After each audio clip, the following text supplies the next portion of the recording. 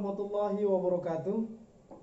Apa kabar kalian hari ini? Semoga semuanya dalam keadaan sehat walafiat.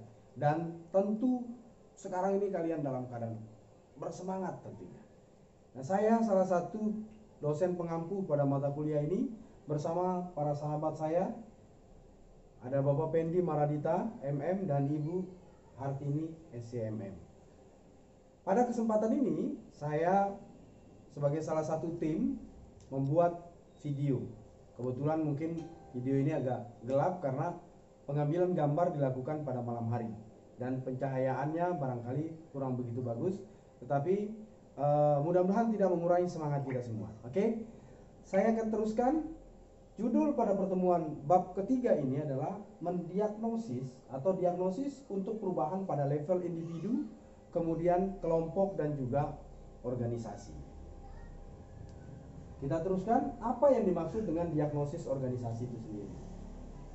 Johnny Sevig 2010 menyatakan bahwa diagnosis organisasi merupakan isu yang penting dalam perubahan dan pengembangan organisasi. Kemudian lebih lanjut disampaikan bahwa diagnosis organisasi adalah suatu metode yang digunakan untuk menganalisis organisasi dalam rangka mengidentifikasi kelemahan organisasi. Diagnosa organisasi melibatkan diagnosa atau penilaian tingkat fungsional suatu organisasi pada saat ini dalam rangka merancang intervensi perubahan yang sesuai. Artinya bahwa diagnosis itu berkaitan dengan bagaimana kita melakukan penilaian terhadap organisasi ketika kita menghadapi perubahan atau ingin melakukan perubahan. Kita coba mereview organisasi itu sendiri dalam rangka menghadapi tantangan perubahan yang niscaya akan terjadi.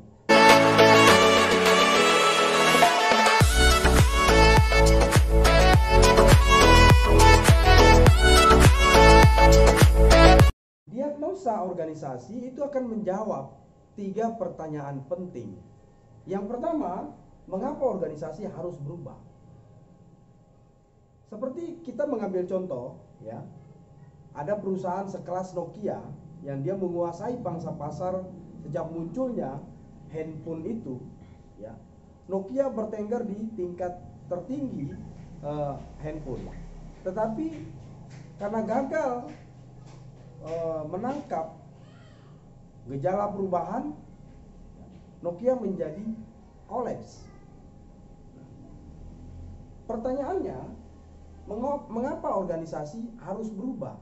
Karena munculnya pesaing baru atau munculnya sebuah sistem, ya, yang memaksa organisasi, memaksa produk kita untuk menjadi lebih baik. Kalau seandainya tidak kita lakukan perubahan, kemudian penantang baru muncul, maka barangkali produk yang kita tawarkan ke pasar itu menjadi tidak menarik lagi. Ketika produk tidak menarik, maka organisasi akan kolaps, organisasi tidak akan bertumbuh. Kemudian bagaimana melakukan perubahan tersebut? Ya. Pertanyaannya bagaimana melakukan perubahan tersebut? Nah, kita melakukan diagnosa. Kita membuat pertanyaan-pertanyaan, ya, yang mungkin akan mampu kita jawab untuk menghadapi perubahan. Dan apa yang harus dirubah? Apakah dirubah organisasinya, sistemnya, strukturnya, individu atau yang lain-lainnya. Kemudian, ya, Tichy dan kawan-kawan tahun 1977 dalam Higher Intelligence Report disebutkan bahwa diagnosa organisasi merupakan kompetensi teknis. Kompetensi teknis atau kemampuan, ya, kemampuan yang harus dimiliki oleh organisasi dalam rangka mengembangkan organisasi itu. Jadi organisasi harus mampu, ya, memiliki kemampuan untuk mengukur, menilai dan lain sebagainya sebelum perubahan itu dilakukan atau sebelum perubahan itu terjadi.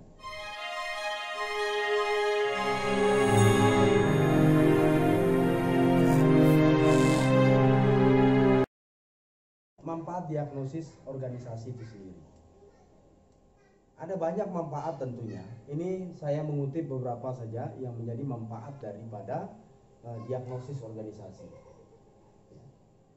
Jadi salah satunya adalah memberikan pemahaman yang sama, pemahaman yang menyeluruh atau komprehensif terhadap semua pemangku kepentingan di dalam level-level tertentu di dalam organisasi. Supaya apa? Supaya semua memiliki pemahaman yang sama kenapa perubahan itu harus dilakukan. Ya. Sehingga dengan pemahaman yang sama menjadi dasar untuk kita melakukan pengambilan keputusan atau melakukan perubahan di dalam organisasi itu sendiri. Nah, ini kemudian ada beberapa manfaat model diagnosa organisasi dalam Higher Intelligence Report 2008. Yang pertama, membantu meningkatkan ya, pemahaman tentang perilaku organisasi. Yang kedua adalah membantu mengkategorikan data tentang organisasi. Kita harus memiliki keseragaman informasi, data atau fakta yang ada di dalam organisasi itu sendiri. Ketika kita ingin melakukan perubahan organisasi itu, maka faktanya apa? Kenapa harus dilakukan perubahan? Nah, ini harus ada keseragaman informasi, data, fakta yang terjadi tentang organisasi itu sendiri. Kemudian menginterpretasikan data tentang organisasi.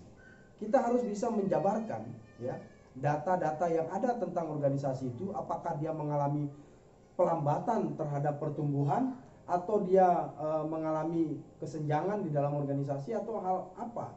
Jadi data itu harus mampu kita menginterpretasikan. Kemudian menyediakan informasi dalam bahasa yang sama.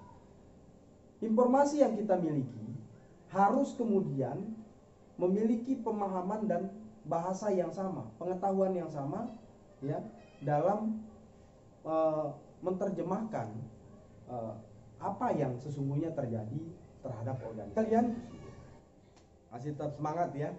Kalian bisa menyaksikan video ini dari rumah. Tetapi jangan lupa ketika kalian menonton di akun YouTube pribadi saya, Anda jangan lupa mencatatkan nama Anda di kolom komentar. Kemudian jangan lupa juga like dan subscribe dalam rangka mendukung proses pengajaran dan pengembangan dari akun ini. Ketentuan yang berlaku bahwa Anda harus menyatakan diri hadir itu di dalam kolom komentar. Ketika Anda tidak mencatatkan diri Anda hadir di dalam kolom komentar, walaupun Anda di WA group kelas itu menyatakan diri hadir dan ikut melakukan absensi, yang dijadikan rujukan adalah di dalam akun YouTube tersebut. Oke, saya lanjutkan. Ada beberapa model daripada diagnosa organisasi. Human Resource Intelligence Report mengungkapkan terdapat beberapa model ya yang digunakan untuk melakukan diagnosa organisasi itu sendiri. Yang pertama adalah analisis medan kekuatan atau Force Field Analysis. Ya, FFA merupakan suatu analisis yang digunakan untuk perubahan organisasi menuju kondisi yang lebih baik. Ya, dari kondisi yang kurang baik menjadi kondisi yang lebih baik. Ketika kita memimpin perusahaan misalnya, angka pertumbuhannya lamban atau lemah ya, atau kurang baik, maka ketika kita ingin menciptakan kondisi yang lebih baik, kita perlu melakukan analisis medan kekuatan seperti ini. Berikutnya ada Leavitt model, yaitu sebuah model yang mengkategorikan variabel menjadi 4. Yang pertama ada struktur, ada tugas, teknologi, dan sumber daya manusia. Artinya di dalam organisasi kan ada kesatuan komando, ya, ada hierarki pengambilan keputusan dan lain sebagainya. Apakah di dalam struktur itu atau pola strukturnya yang masih kurang tepat sehingga perlu dilakukan perubahan, atau justru pada tugas orang-orang yang ada di dalam struktur itu, atau mungkin juga teknologi dan atau sumber daya manusia. Oke, kita lanjutkan. Ya, open system theory. Ya, beberapa model perubahan organisasi, diagnosis organisasi menggunakan teori terbuka. Sistem terbuka ini sebagai asumsi dasar. Premis dari teori ini menganggap bahwa ya organisasi adalah sistem sosial yang mempunyai ketergantungan dengan lingkungannya. Organisasi itu pasti akan dipengaruhi oleh lingkungannya dan memiliki ketergantungan dengan lingkungan di mana organisasi itu berada. Kemudian berikutnya ya, bahwa model ini memandang adanya siklus, ya, adanya siklus di dalam yang meliputi di dalam organisasi meliputi input, ya, transformasi atau proses dan juga output dalam suatu organisasi. Ada yang disebut dengan McKinsey framework, ya, 7S. 7S itu, ya, itu adalah hasil riset yang dikembangkan oleh konsultan McKinsey and Company, ya, berdasarkan riset terapan. 7S itu semua variabelnya dimulai dari huruf S, ya. Yang pertama bicara soal struktur, kemudian bicara soal strategi, selanjutnya sistem, berikutnya skill, style, staff, share values atau nilai, ya. Seperti itu. Ada dua macam model untuk menganalisis tingkat perubahan organisasi. Metode pertama itu mempelajari tingkat-tingkat individu, kelompok, dan organisasi.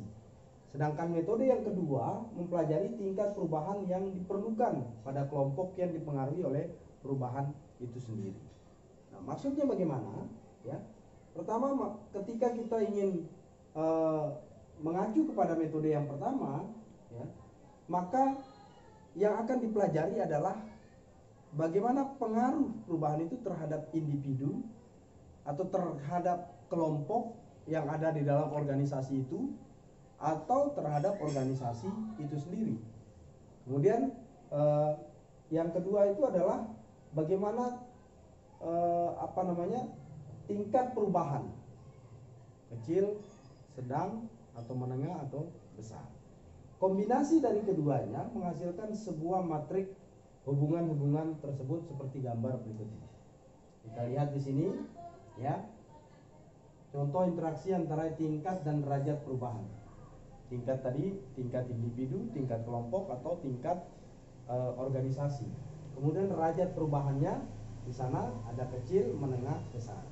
Nah, kalau individu, ya, perubahan terhadap individu biasanya, ya, berupa promosi individu-individu, atau yang menengah adalah program pelatihan-pelatihan terhadap kelompok. Kemudian kalau yang besar adalah ganti CEO itu terhadap pribadi, ya. Kemudian seperti kita lihat pada kelompok ini, kelompok ya, tambahan karyawan baru pada kelompok yang ada, kemudian meleburkan kelompok-kelompok atau bubarkan kelompok kerja. Organisasi menciptakan departemen staf yang baru, kemudian pengurangan angkatan kerja atau restrukturisasi organisasi secara besar-besaran. Ketika dilakukan restrukturisasi organisasi secara besar-besaran ini terhadap organisasi ini, maka tentu ini akan berdampak sangat besar. Tapi ketika ingin menciptakan departemen staf baru misalnya, mungkin derajat perubahannya itu akan kecil seperti ini. Jadi kita melihat ketika itu terjadi terhadap organisasi, maka dampak tingkat perubahannya itu kecil. Tapi kalau dilakukan restrukturisasi secara besar-besaran, maka dampaknya akan sangat besar. Seperti itu. Ya, seperti penjelasan ini bahwa perubahan pada tingkat individual jarang menimbulkan konsekuensi atau dampak yang sangat signifikan atau sangat besar, kecuali pada saat-saat tertentu atau keadaan tertentu. Tetapi pada umumnya itu jarang menimbulkan efek domino yang sangat besar ketika perubahan itu terjadi pada individu. Nah, berbeda halnya ketika, ya, menurut teori sosial bahwa setiap perubahan di dalam suatu sistem akan mempengaruhi bagian-bagian lain dari sistem tersebut, tetapi dampaknya seringkali tidak begitu besar. Nah, artinya perubahan bisa saja berdampak sangat besar, tetapi umumnya tidak terjadi hal demikian terhadap individu kecuali pada keadaan tertentu.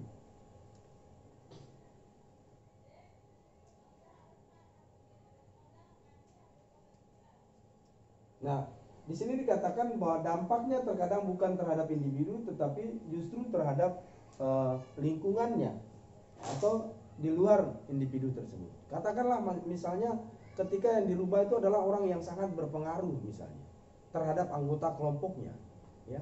Mungkin terhadap dirinya itu tidak akan menimbulkan apa-apa. Ketika saya misalnya dirubah, dimutasi, dirotasi misalnya, atau diberhentikan, katakan seperti itu.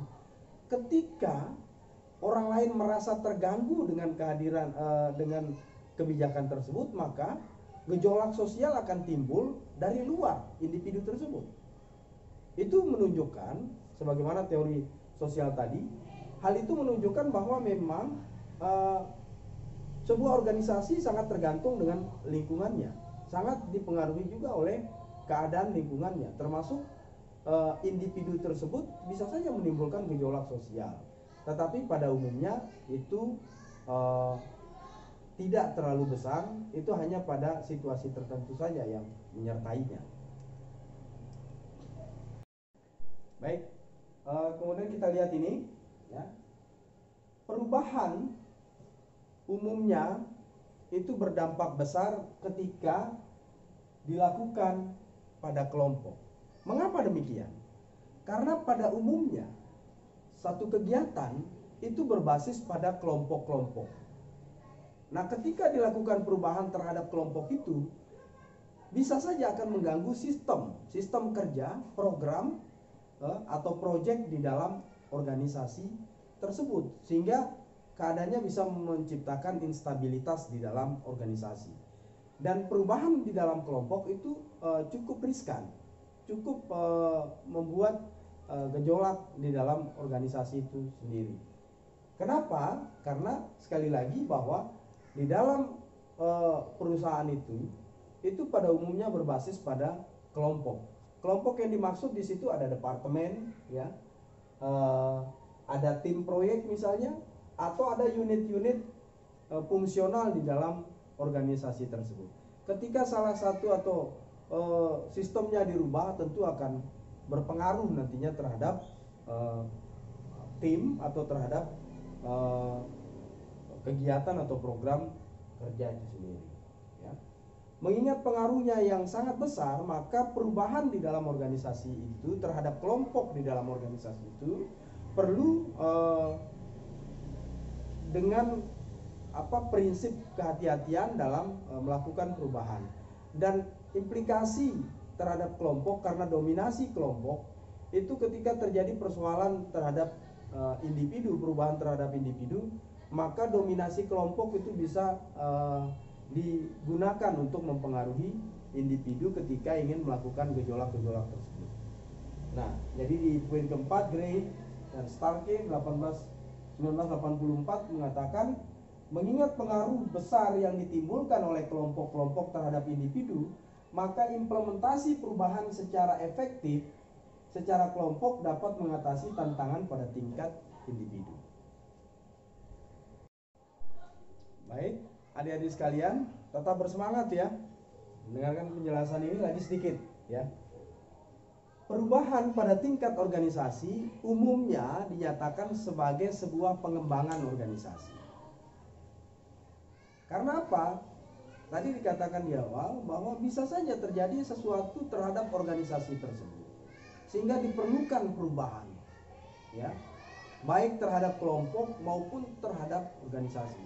Tetapi perubahan terhadap organisasi umumnya dinyatakan sebagai wujud pengembangan dari organisasi itu menjadi lebih baik. Kemudian kita bisa melihat tabel berikut, ya. Sumber perubahan ada individu, kelompok, atau organisasi. Nah, dampaknya, ya, kalau perubahan kelompok tadi penjelasan awal itu akan menjadi besar pengaruhnya, ya, besar pengaruhnya. Kemudian kalau perubahan besar terhadap kelompok itu umumnya nanti akan mengarah kepada perubahan yang cukup besar terhadap organisasi. Itu kita lihat penjelasannya. Kekuatan dampak tersebut akan bervariasi dengan sumbernya. Misalnya, perubahan organisasi akan berdampak besar, ya, organisasi akan berdampak besar pada individu-individu, tetapi individu, ya, individu seperti ini, ya, tidak akan menimbulkan dampak yang besar, atau sebaliknya dampaknya kecil terhadap organisasi, ya, seperti ini. Baik, adik-adik sekalian, sebelum saya akhiri materi kita kali ini, saya ingin menyampaikan pesan yang tidak kalah penting. Yang jelas, tentunya saya berterima kasih atas perhatian dan atensi kalian semua. Mudah-mudahan video yang kami buat ini bisa menjadi referensi Anda untuk belajar tentang perubahan. Nanti kita lanjutkan pada sesi diskusi jika ada yang ingin ditanyakan seputar slide yang saya sampaikan. Pesan saya, say no to drug, ya. Kemudian katakan tidak pada narkoba. Dan adik-adik sekalian, terutama yang milenial, no to drug, keluarga Anda menanti di rumah. Billahi taufiq wal hidayah. Assalamualaikum warahmatullahi wabarakatuh.